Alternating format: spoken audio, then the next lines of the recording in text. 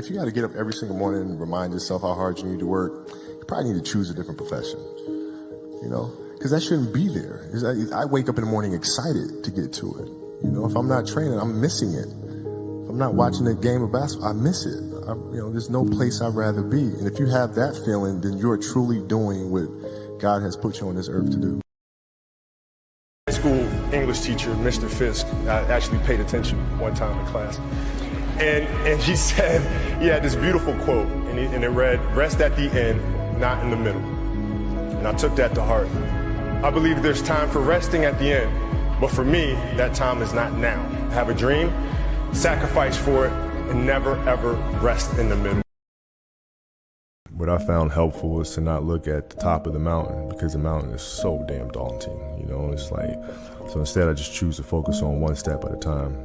And then by the time you realize you're at the top of the mountain again, and that's how I handle all my recoveries, is just focus on the next thing, focus on the next thing, focus on the next thing. And also, how time flies. Like, time goes by really fast. So like when you're sitting here in the moment dealing with an injury that's a 9-month injury, I can't do that. Yeah. But when 12 months go by, you're gonna wish you did, because it goes by like that. It goes by like that. You know what I'm saying? So that's always been my approach. It's just one step at a time, one step at a time. And I didn't want the injuries dictating when I retired. I wanted to control that. It's like, no, my body, sit down, be humble. You're not telling me when I'm walking away. Like, I'm gonna tell you when I'm ready to go. Happiness is such a, I think I would describe love as happiness. I think I describe it as a beautiful journey. It has its ups and downs, right? Whether it's in marriage, whether it's in a career, things are never perfect. But through love, you continue to persevere, and you move through them. And then through that storm, beautiful sun emerges, right? And inevitably another storm comes, and guess what? You ride that one out too.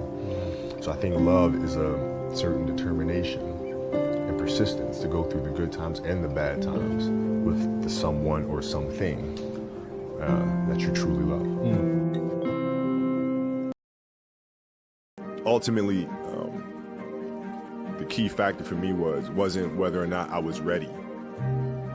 It was the fact that if I wasn't ready, I was determined to figure out how to get ready. And ultimately, even if I was ready, I still need to improve anyway, right? So the work's not going to stop. I mean, you got to figure it out, right? If you really have an obsession to figure it out, you will figure it out, right? And every puzzle is constructed differently, right? AI's situation when he came into the league was different than mine. Mike's situation in Chicago was different than mine, right? Everybody has a different puzzle, man. You just got to figure out your own puzzle. Those times when you get up early and you work hard, those times when you stay up late and you work hard, those times when you don't feel like working, you're too tired, you don't want to push yourself, but you do it anyway. That is actually the dream. That's the dream. It's not the destination, it's the journey. I think the best way to prove your value is to work. It's to learn, it's to absorb, it's to be a sponge. But you always want to outwork your potential. As hard as you believe you can work harder than that.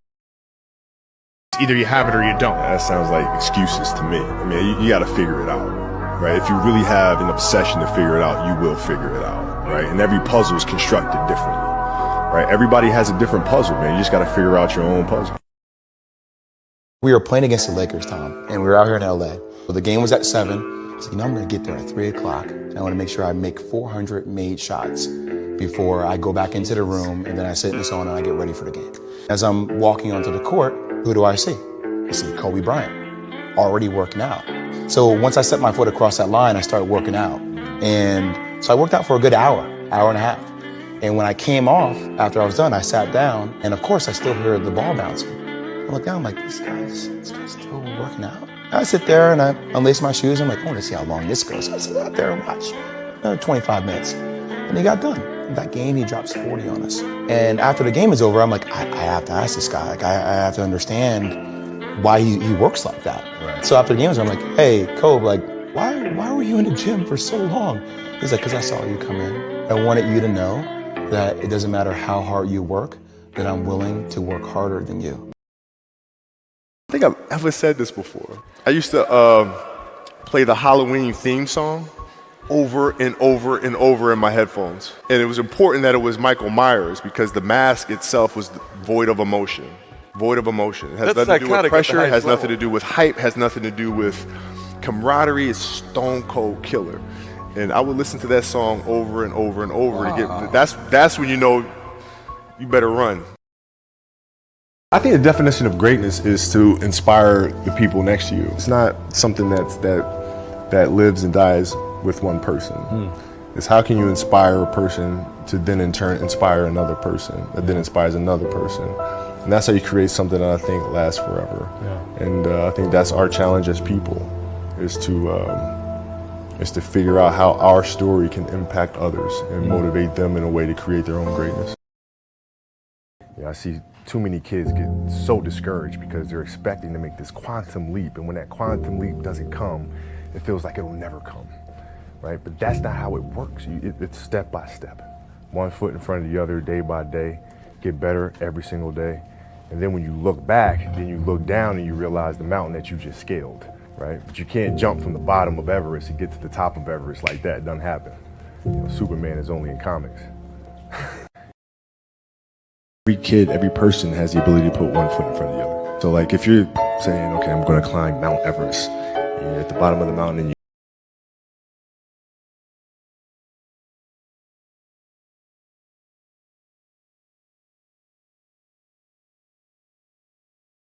the mountain. The least amount of sleep you played a game on. No sleep. You played a game with zero sleep. Zero sleep. Zero sleep. It's like, kids, Natalia had a certain, health situation or what have you, and you're staying up all night, and then you got to go out and perform because fans don't know, teammates don't know, nor do they care, nor should they, that you've been up all night. You got to perform, right? And so you just got to go to work, man. It's respect.